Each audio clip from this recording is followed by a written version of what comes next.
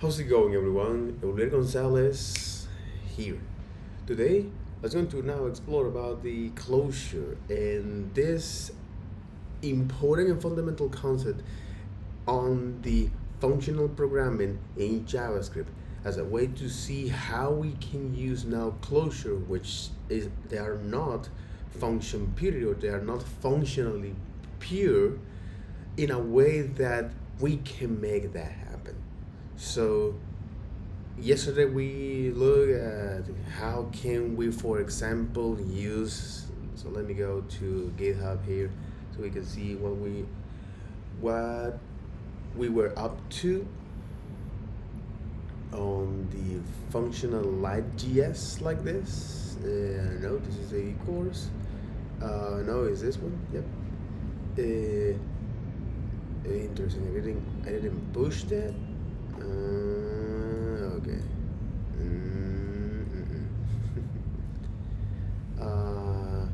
Oh, because I didn't merge that. Okay, I already created here. There you got it. Closure. Here we go.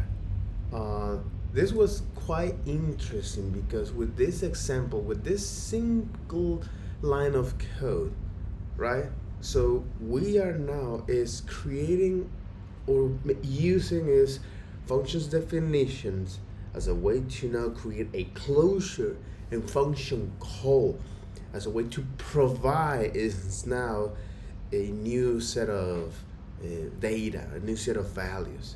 So this is again this particularly pattern that might seem quite silly for this example is something that I started to understand that anytime that we write a function and we want to take advantage of the FP, which is hey, avoid any side effects, the same input, the same output, and by the creating now or by looking at the shape of the function, which is the number of the number of parameter or the kind of stuff that these functions and the shape it receive and the kind of stuff and shape that this come out of it, and exploring also how can we use this the point style free to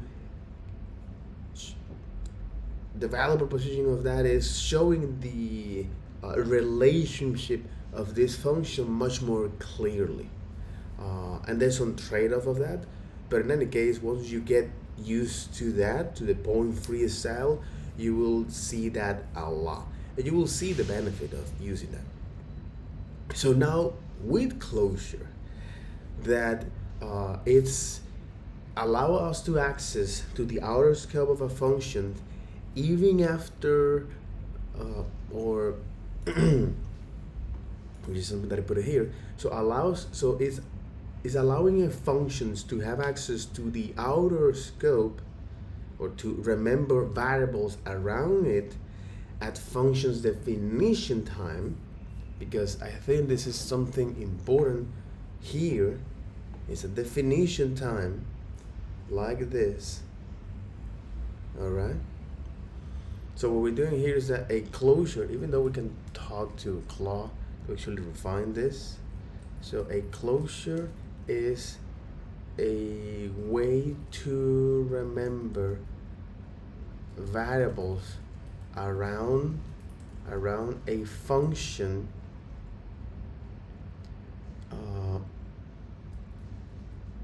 variables around a function even when that function is called anywhere else, or is even that function is executed, or even the function is executed or called anywhere or elsewhere at definition time. What is this? A closure is a way to remember variables around a function's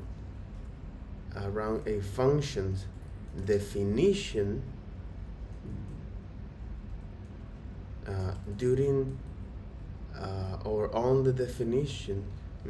A closure is a way to remember variables around a function even when that function is executed elsewhere.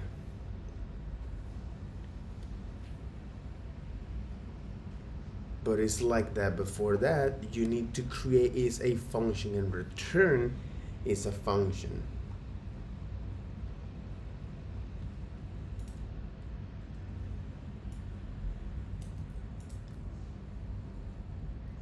So let me put it this way.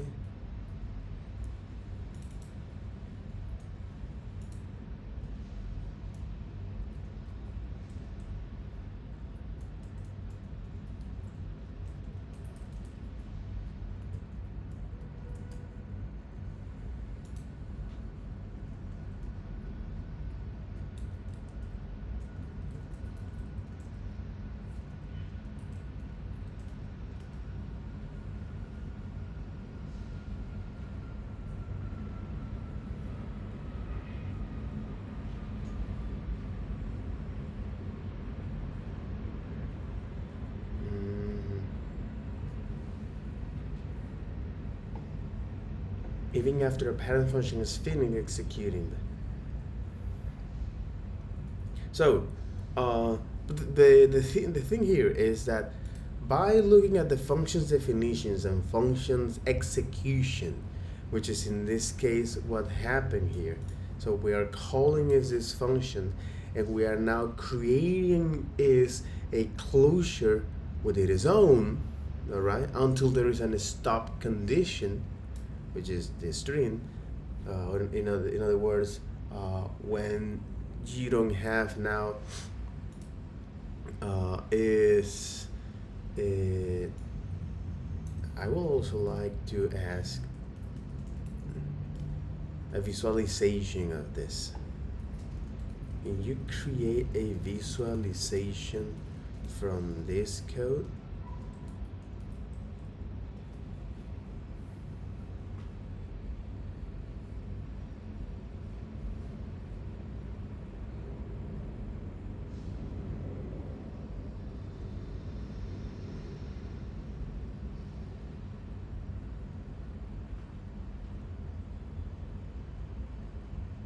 Okay. Beware, because you're generating a lot of code.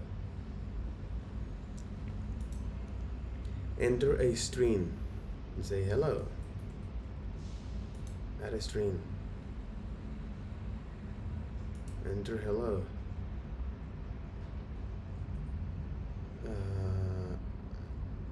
Fam. Hello fam. Oh, because it create now is that builder.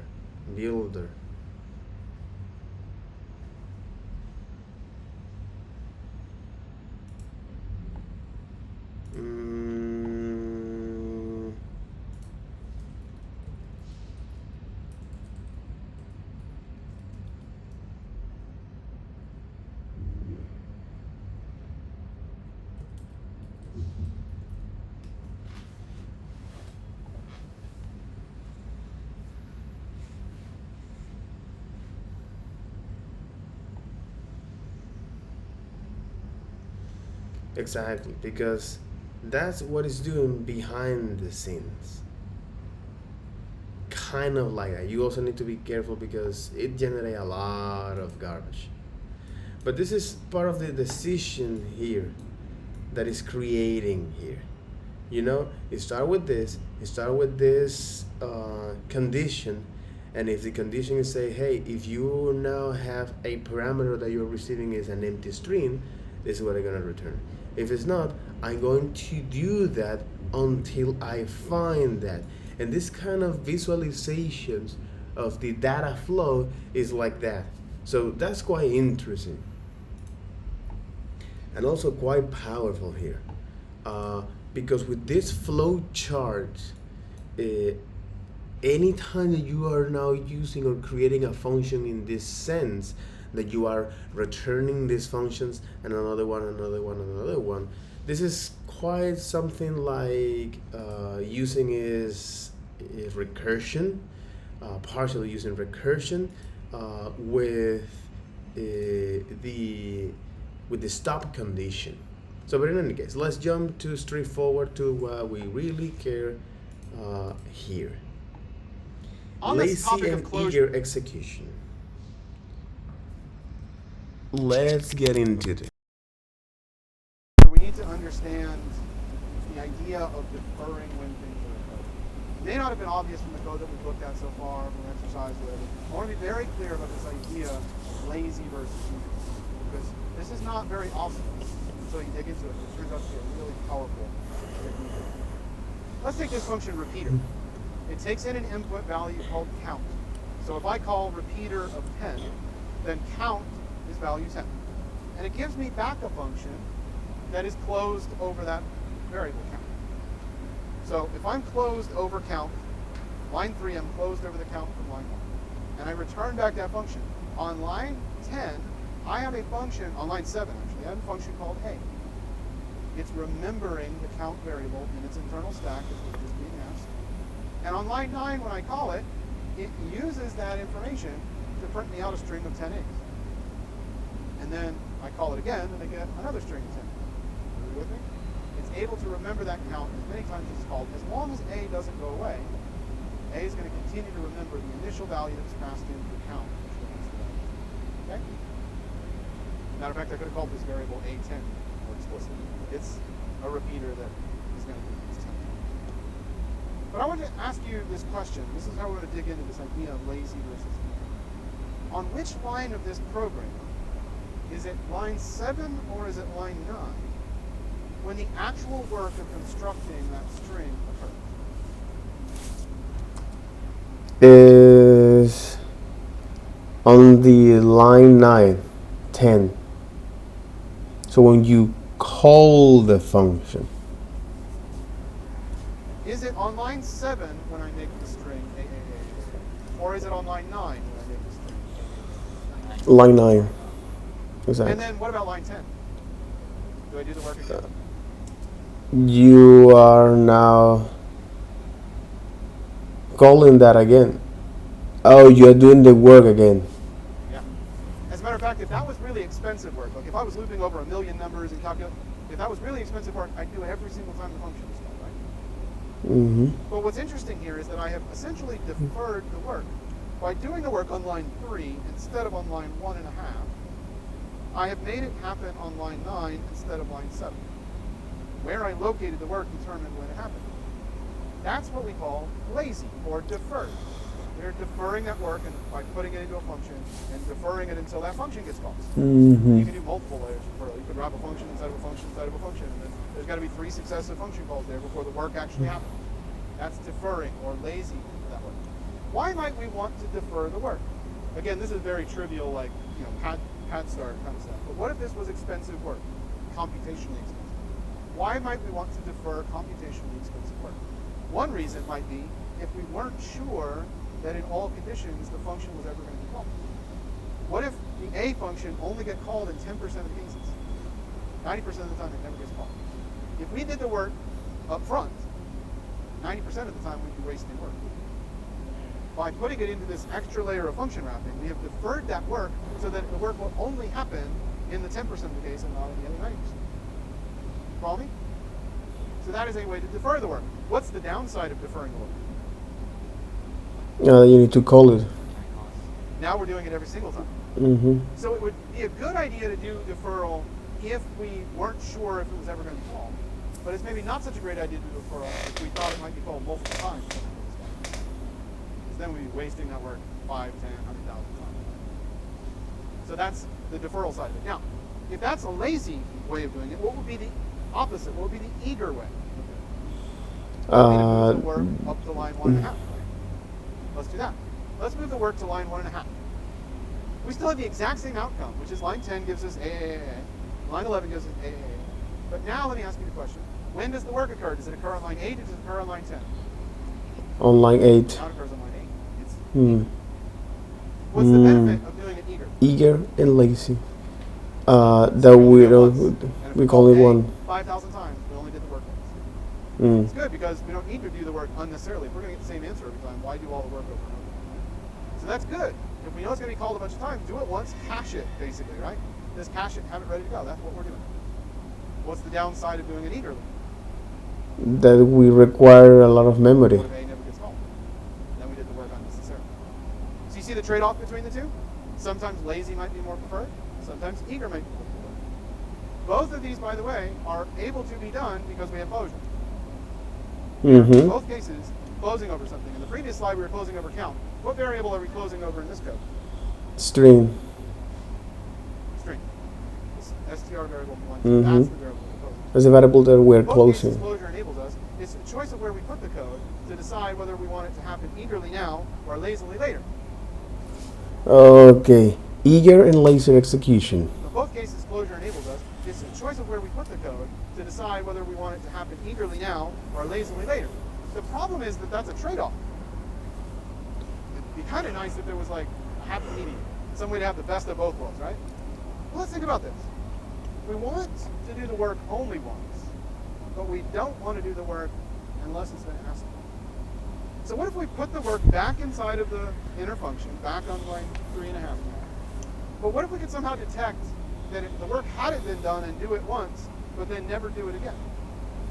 That'd be the kind of like compromise between the two, right? So what if we did this? What if we had a string variable, line 2, and then our function that we return, it checks to see if string is undefined, which will only ever be true the first time.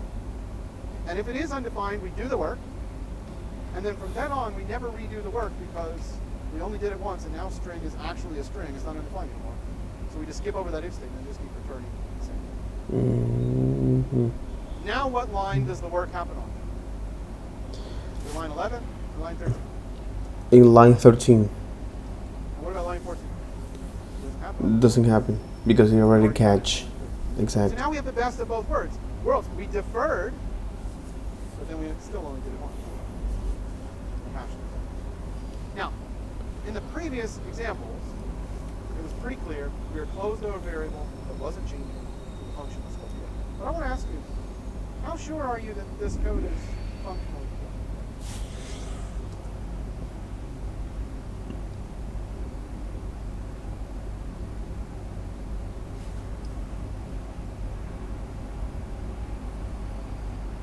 That it will return you the same output.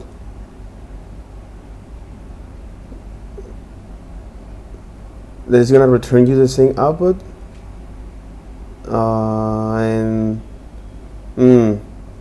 So repeater is a pure function. So not all the A's.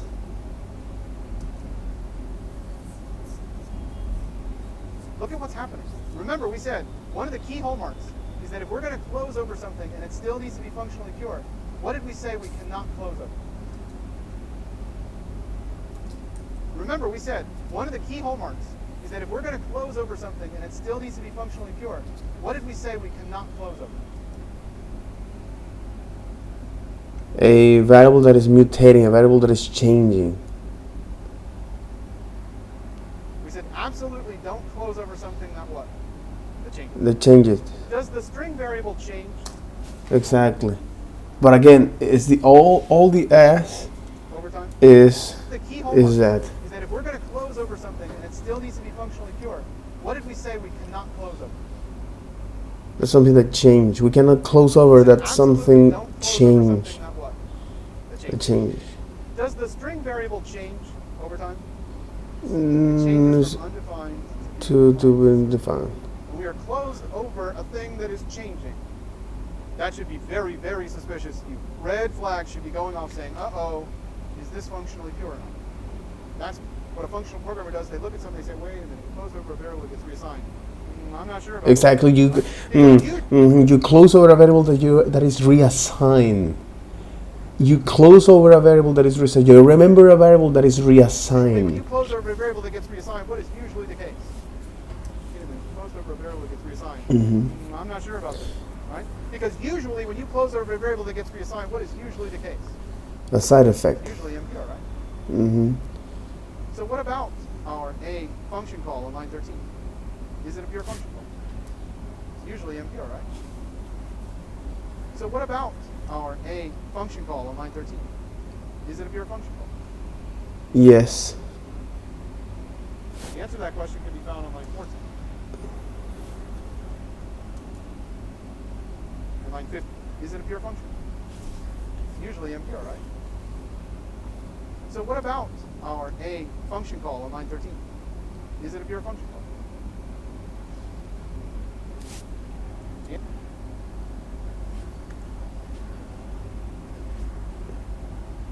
Answer to that question could be found on line 14.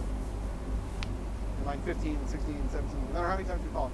How many times could I call this function and have it return the exact same string up? 10 A's? No matter how many times I call it. Exactly. You are gonna get that. Remember when I turned the Rubik's Cube earlier and I said a pure function call is characterized by given the same input. You always get the same output. So A satisfies that definition of a pure function. Except the repeater. But the code is not obvious. We have to go convince ourselves that it's pure. You follow me? So we've defeated part of one of the most important reasons for doing functional programming. I mean, yes, we want a program to work, but functional programming is not worth it unless it is readable and understandable. If a reader read this code, if they glanced at it immediately, they would be much more likely to assume, a functional programmer would be more likely to assume that this code is impure than to assume that it's pure. But again, function purity is on function call. That's what happened. Convince themselves that it's pure. So in other words, I would say this code style leads to a low degree of confidence in the function, as opposed to what we saw on the previous slide, which we probably would have said high degree of confidence. It's very clear the variable doesn't get reassigned. Here, it gets reassigned, but it's a very special way of getting reassigned that isn't observable and therefore still preserves the magic of function purity. So should you do this? This is certainly better for performance. We got the better trade-off, or the better performance benefit. We got lazy, but only did once and cached. For performance reasons, you might want to do this, but for stylistic reasons, have we shot ourselves in the foot? So what if there was a way of achieving this performance benefit, having a declarative style? Now that would truly sound functional. It turns out there's a utility for exactly this kind of purpose, which is if you have a pure function, which all your functions that you want to talk about in this course, they should all be pure. If you have a pure function, you know that given the same input, it's always going to produce the same output, or at least it's supposed to here, right? So what if we had some magic way that we could only ever compute an output for an input once, and then sort of cache that information every other time that same set of inputs came in, just returns the cached output. So do we have a memorize function? It turns out just such a utility exists. It's called memoize. It's built into all of your favorite functional programming libraries. Look at what memoize does. It takes a function that is not optimized.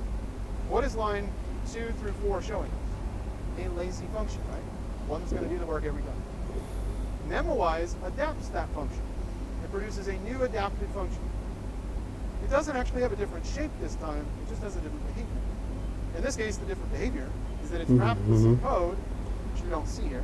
It's wrapped with some code that will check all of the inputs, and if those inputs have been passed in before, simply return the cached output. So it maintains an internal cache, which you don't see. Okay? So a couple of takeaways here. Number one, this style of code, hopefully, is much more obvious than pure. Because we are not closing over any variable that gets reassigned. That gets reassigned.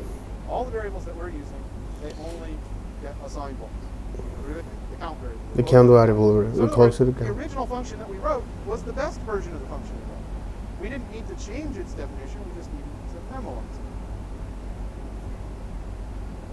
By the way, this term, memoization, I don't know where that word comes from. I'm trying to search for it. I don't know where it comes from, but I have a way of thinking about it that works for me. Memoization is like the word memorization, but they forgot the R. Like 90% of you use that. Memoization is like the word memorization without the R in it. Okay? I don't know if that's where it comes from, but that's what works for me. That's how I Memorize. Is that it's memorization without the R. So memoization, that's Memorization without the R.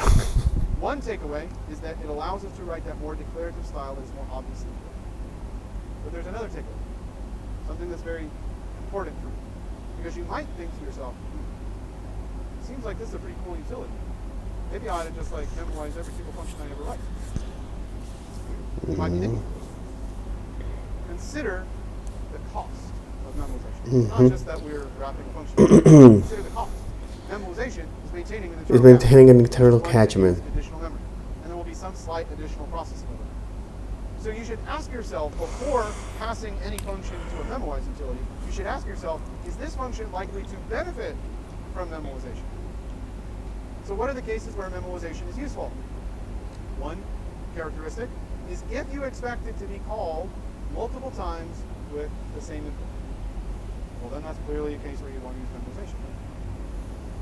What if you expected it to be called lots of different times, but every time it was called, it was being called with a different input? Would that be a good usage of a memorization? I take a lot of memory. You're gonna use a lot of memory, man. Predict your likely and expected use case, your usage pattern for a function, to decide if it should be memoized.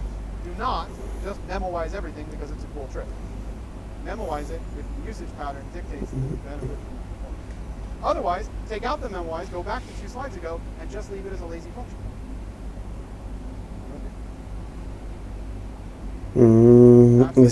There are techniques that allow us is to cover is specific use cases. Nope, you have a question. The last example before we do the memoize, I mean, is that This one? kind of an impure way of writing memoize? Yep. I'm just curious It's how. not an impure way of writing memoize. It's just not as It's obvious. not as obvious exactly It's still technically pure. because it's a technical pure because it's returning I'm just curious it's how a function memoize execution. we wouldn't have this necessarily obvious, or is it written this way? Remember that function purity is based on function call. So we have now high level of confidence that when we call this function, we're gonna get, given the same input, the same output. And that's the idea of this high level of confidence that the code is provable. It's basically written this way. But it's just But it's inside of a utility that's a vetted, mathematically proven thing, as opposed to cluttering up our code and making the reader of our code second guess, hey, is this pure? We know we can trust memoize that's provided to us by a well-known functional library. We don't know if you can trust your ad hoc memorization on the fly. Follow? That's a great question, by the way. That's the key. It's not that these things don't happen, it's where they happen. Do we shift them into this thing and allow that detail to be handled over here so that my code I can focus on the focus? Lazy and eager Finally, execution. ready to get the final answer, at least for the purposes of this course. So what is a pure function? Let's review where we've been so far. We started with a pure function needs to take some input and return And return output, right? Where we started very, very okay? The same That was input, good, but not the same good. output.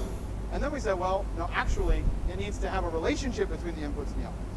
Which was better, but still not good enough. And then we said, well, no, actually, they need to be direct inputs and direct outputs, which was good, but not good enough. And then we said, well, no, actually, they don't have to be direct inputs. They can be indirect as long as they're not changing. Remember, we can close over stuff as long as they're Exactly. So they can be good, but as long as they're not changing. Exactly. So as long as they are not reassignment. This is always a checkbox that this function purity, aka this high level of confidence that we have here in our functions. It's like, hey, we want to now see the relationship between the inputs and the computer outputs. Those inputs and outputs must produce is the same. So given the same input, the same output, and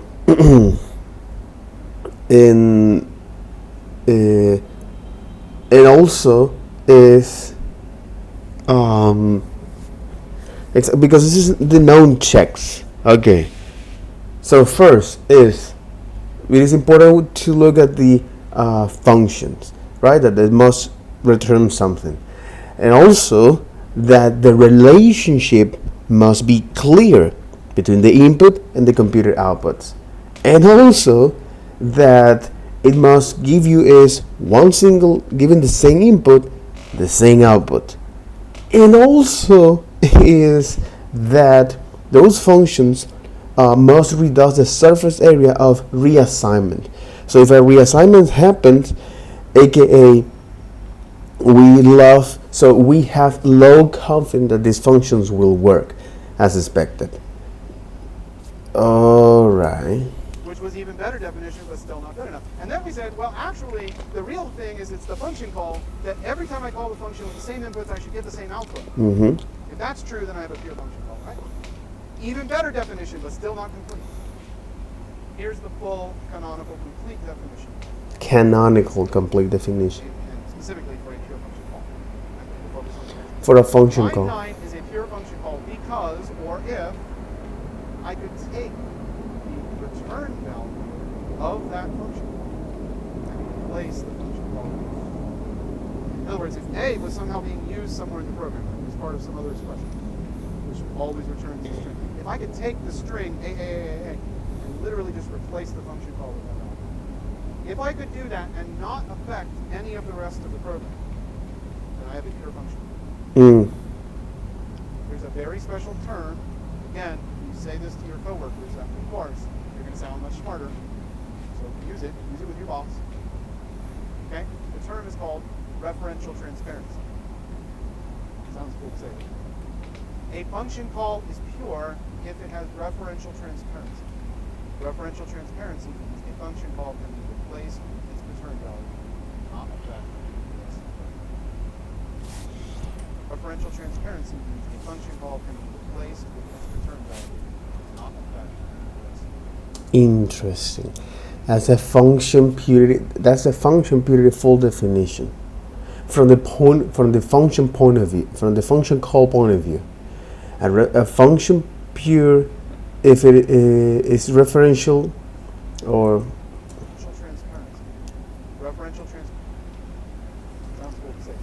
referential transparency. A function call is pure if it has referential transparency. So a function call is pure if they have referential transparency, meaning that I can use to replace. Transparency means a function call can be replaced with A function call can be replaced with return value. its return value and not affect the state of the app. Now, it turns out referential transparency, that's a really key idea. It turns out that in a language like, for example, Haskell, like the granddaddy of functional programming, referential transparency is a key characteristic of the language and of the compiler. Because in Haskell, when you write functions, they're always pure, which means they always have referential transparency. Which means that because that's a guarantee, Which means that they always has referential transparency, which means that when you call a function, you can replace its output, and that not going to modify or alter the state of the program. of the language, the compiler can take advantage of that. It literally memoizes everything because it can do that for free. It can literally replace other function calls with the inline result of the previous function. They do that automatically for free because they have that guarantee of the language. We do not have that in JavaScript. Okay? So does referential transparency only matter if the compiler can do it? Some would say yes, but I would say no. In a bigger sense, the real benefit of referential transparency is actually to the reader of the code. Consider any function call in a program that is indeed a pure function call. The reader of your code reads line 11, and they go and they compute it. They say, okay, I know that line 11 is this value, the value 42 or whatever. Everywhere else that they see that exact same function call anywhere later in the program with the same inputs, do they need to go recompute the result? No. Because what are they going to do? They're going to Referential that. with the result they've already computed in their head. And what's that going to do? It's going to free up their brain power to focus on other more important parts of the code. Absolutely. So referential transparency, while it matters a lot to the compiler and something like Haskell, for us in JavaScript, the reason it matters is because it puts the responsibility on you, the author of the code, to make it as easy as possible for the reader of your code, which includes your future self, to be able to look at a line and know exactly what it's doing. And then not have to redo that work over and over and over again. I said at the outset of this course, the best code is the code that didn't have to be read. Because I looked at it and said, oh, that's why function pyramid matters so much. It's like we're building up this pyramid, and this is the base stone of the pyramid. And if you take it out, everything else will crumble. You cannot have anything else in function programming unless you get the value and the importance of function call. we talked a bit earlier in the course about this idea of function specialization. We briefly glimpsed at, I mentioned things like partial application occurring. We're going to come back and dig into that fully. So that's what we're going to talk about. The idea of going from more generalized functions to more specialized functions. We're just using the point free. We're just using the point free. I have a function called Ajax. It takes three inputs, a URL, some sort of data parameter, and then a callback. And I might call it like you see on line 3, which is I call it with some variable called customer API, pass it a data object with ID 42, and then I pass it a callback that's going to render that customer history. Now, there's nothing wrong with line 3. It does get the job done. You've probably written code like that on many occasions in your application. But what I want to point out is that that line has a lot of detail in it that may not be necessary for the reader to see in that example. And that's really, it's not just that we want to make the line shorter or make it longer or something, but we really want every line of code to have only the amount of information, no more, no less, that the reader needs to see it that way.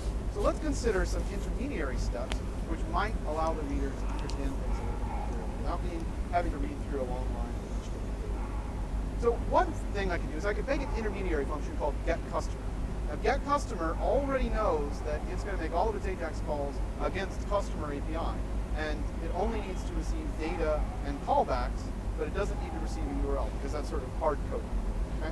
Now, on line 9, I'm calling getCustomer, and I'm providing that same object with the ID 42 and that same render customer. So compare line 3 and line 9 in your mind. Which one of those two lines is more clearly describing to the reader of the code what the purpose and intent of that line of code is? Yeah, line 9. Most of you would say line 9. It has a semantic This has a semantic relationship which is here. better than this general Get customer, this one, and render customer. It describes something more clearly. So making that function may not ever be called more than once. You know, you're used to, we talked about this driving, you're used to thinking about, well, I only make something into a function if I'm going to call it 3 or 5 or 10 times. I think Uncle Bob said, you know, only make it into a function when you copied it the third time or whatever. But I'm here to tell you that one of the reasons why you make something into a function is so that the code is more semantic. The name of a function call describes its purpose, and purpose is the key thing that we want to communicate to our reader. So even if I never was going to Intention is what we want to communicate to a reader. Get customer so that I have a more clear name for what's happening. And if that's true, then we can extend that even further, because there might be places in our code where we need to get customers, but there might be other places in the code where we need to get a very specific customer, like, for example, the currently logged in customer. So we might define a further specialization function called getCurrentUser. And getCurrentUser is hard-coded to the ID of the currently logged in session or whatever, and all it needs is a callback.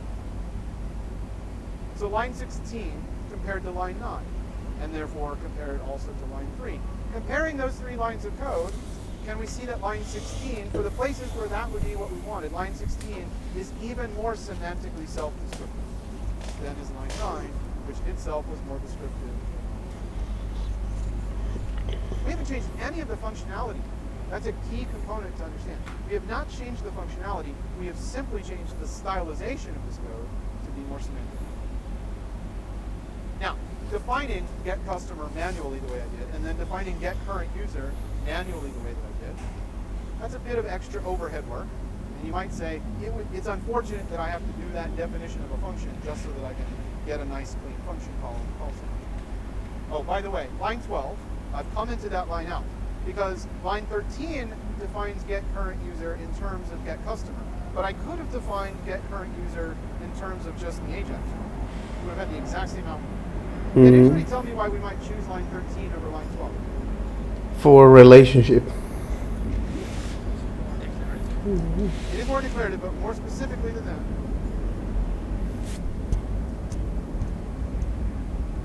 Is we can see the relationship between them.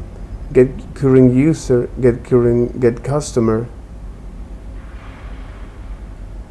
And that's because we have the function call.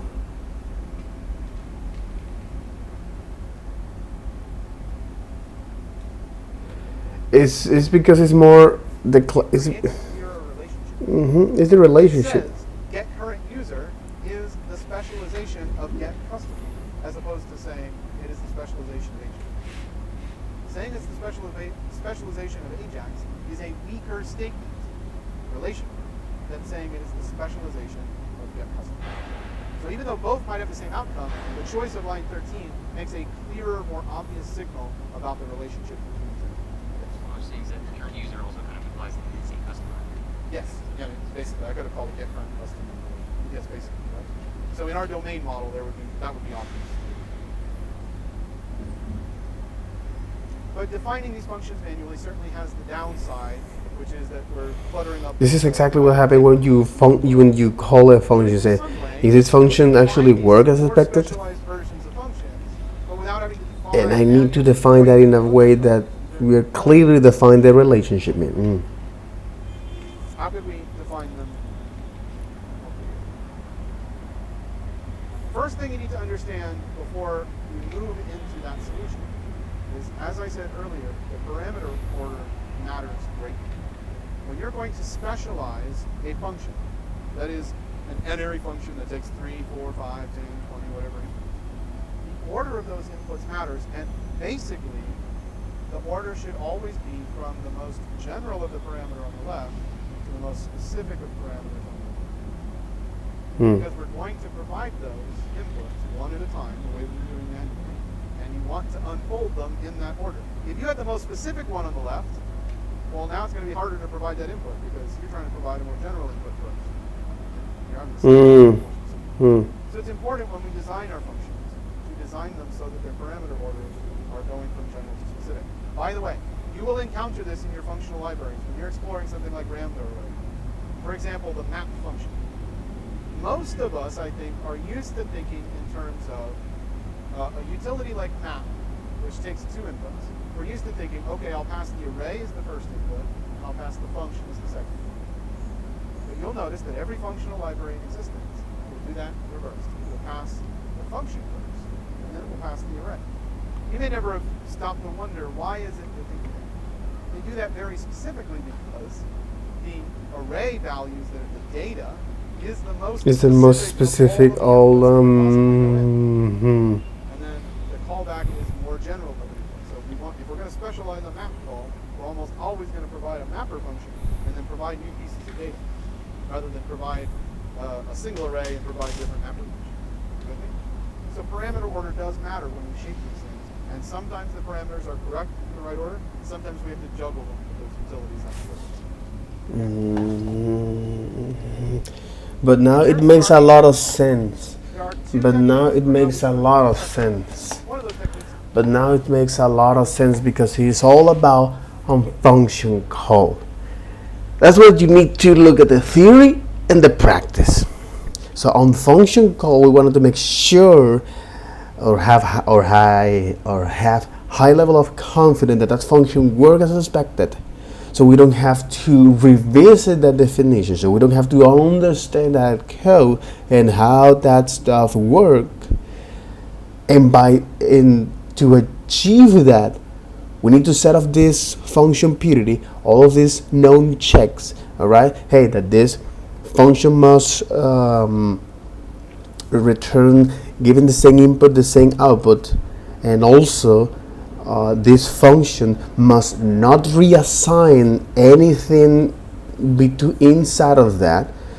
The relationship between the input and the computed output must be clear enough on the function's on the function name, and also that on the function call, the output can be easily replaced in any place without changing the state of the application. This is referential transparency. So when I call these functions, the output of this I can easily replace in any place of this function that it needs to, and it won't alter the state of the application. Holy moly. Holy moly, referential transparency. And there's some other techniques like eager and lazy that say, hey, instead of actually is or decide when these computations needs to happen, it needs to happen eagerly when you call that function, or it can be deferred when you now call is or when you subsequently call is another function. All right. Why this is important? Because it matters a lot. It matters of when that computation will happen, and if that computation is needed, well, you do that early. If not, you defer that. You do this lazy computation or lazy execution of that function. And if for some reasons you need to take the benefit of the lazy and the eager, aka you need to make that computation only perform once, you use is now a memorization technique.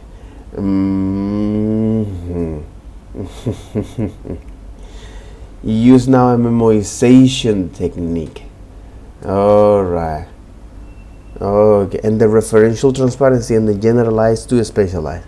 So that'll be all for this video. Take care. Bye bye.